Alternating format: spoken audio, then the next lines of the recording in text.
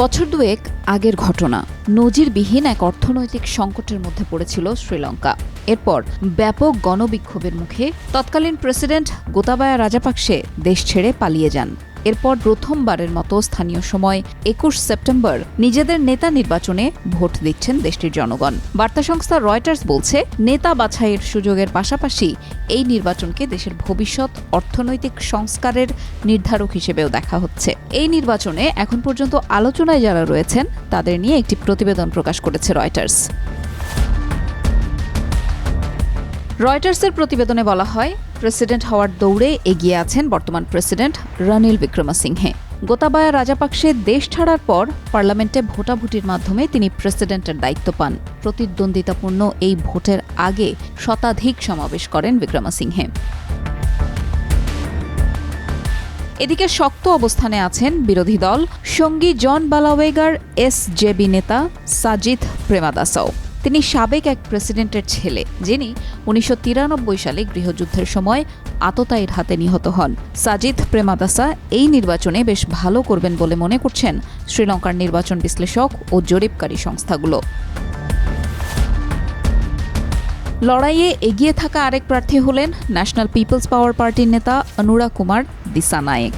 একসময় প্রান্তিক পর্যায়ে চলে যাওয়া মার্ক্সবাদী দলের নেতা তিনি। তবে শ্রীলঙ্কার সংকট অনুরা কুমার দিসানায়েকের জন্য একটি সুযোগ হিসেবে দেখা দিয়েছে। রাজাপাকসে পরিবার থেকে প্রার্থী হয়েছেন ৩৮ বছর বয়সী নমল রাজাপাকসে। এই পরিবার থেকে অতীতে দুজন প্রেসিডেন্ট ছিলেন। একজন হলেন নমলের বাবা মহিন্দা রাজাপাকসে এবং অপরজন চাচা গোতাবায়া রাজাপাকসে। নমল লড়ছেন শ্রীলঙ্কান পদুয়ান পেরামুনা এসএলপিপি দল থেকে। এই দলের প্রতিষ্ঠাতা তার আরেক চাচা Basil Rajapaksa. People's struggle alliance থেকে লড়ছেন ৪০ বছর বয়সী নুয়ান বোপেজ। গোতাবায়া বিরোধী গণবিক্ষোভে অংশ নেওয়া ভোটারদের কাছে টানার চেষ্টা করছেন তিনি। নির্বাচনী ইশতেহারে দুর্নীতি বিরোধী কড়া অবস্থান ঘোষণা করেছেন। তাকেও নির্বাচনের দৌড়ে এগিয়ে রাখছে রয়টার্স।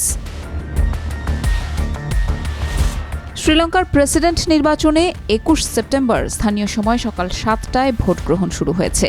শেষ হওয়ার কথা রয়েছে একই দিন বিকেল ৪টায়। এর পরপরই শুরু হবে ভোট গণনা। আনুষ্ঠানিক ফলাফল পাওয়া যেতে পারে পরের দিন ২২ সেপ্টেম্বর। ভোট গ্রহণের ৪৮ ঘণ্টা আগে গত ১৮ সেপ্টেম্বর মধ্যরাতে আনুষ্ঠানিক প্রচারণা শেষ হয়। এই নির্বাচনে মোট প্রার্থী ৩৯ জন। অবশ্য নির্বাচন কমিশন চূড়ান্ত তালিকা ঘোষণার পর একজন প্রার্থী মারা যান। ১,৭০,০০,০০০ বেশি ভোটার ৫ বছরের জন্য প্রেসিডেন্ট নির্বাচিত করবেন।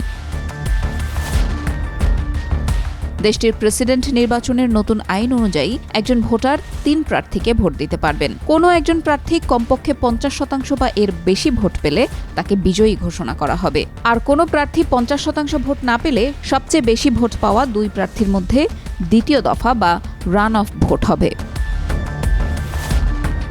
২০২২ সালে হাজার হাজার বিক্ষোভকারী কলম্বোতে মিছিল নিয়ে প্রেসিডেন্টের কার্যালয় ও বাসভবন দখল করে। এমন পরিস্থিতিতে তৎকালীন প্রেসিডেন্ট গোতাবায়া রাজাপাকসে পালিয়ে যান। সিএনবিসির এক প্রতিবেদনে বলা হয়, তার ক্ষমতাচ্যুতির পর আন্তর্জাতিক মুদ্রা তহবিল IMF-এর $২.৯ বিলিয়ন সহায়তা তহবিল শ্রীলঙ্কার অর্থনীতি পুনরুদ্ধারে একটি ছোট্ট প্রচেষ্টা ছিল। কিন্তু উচ্চ জীবনযাত্রার ব্যয় অনেক ভোটারের জন্য একটি প্রধান সমস্যা রয়েই গেছে।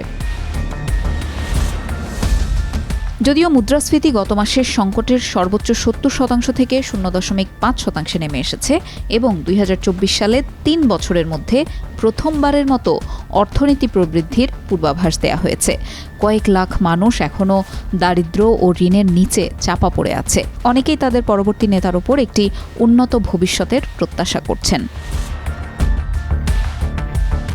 ২১ সেপ্টেম্বর নির্বাচনে যেই প্রার্থী বিজয়ী হবেন তাকে ২০২৭ সাল পর্যন্ত শ্রীলঙ্কায় IMF কর্মসূচি অব্যাহত রাখার নিশ্চয়তা দিতে হবে, যাতে অর্থনীতি একটি স্থিতিশীল প্রবৃদ্ধির পথে থাকতে পারে, বাজার নিয়ন্ত্রণে আসতে পারে, বিনিয়োগকারীদের আকৃষ্ট করতে পারে এবং দেশের ১/৪ মানুষকে সংকট সৃষ্ট দারিদ্র্য থেকে বেরিয়ে আসতে সাহায্য করতে পারে। শ্রীলঙ্কার পররাষ্ট্রমন্ত্রী আলী সাবরি বিক্রমসিংহে এক্সে এক পোস্টে লিখেছেন, আজকের ভোট আপনার জাতির ভবিষ্যৎ গঠন করবে, শুধু পরবর্তী 5 বছরের জন্য নয়, বরং প্রজন্ম ধরে। আপনার ভোটটি সঠিকভাবে প্রয়োগ করুন, যাতে শ্রীলঙ্কা তার পুনরুদ্ধার অব্যাহত রাখতে পারে এবং একটি টেকসই ও সমৃদ্ধ ভবিষ্যতের দিকে এগিয়ে যেতে পারে।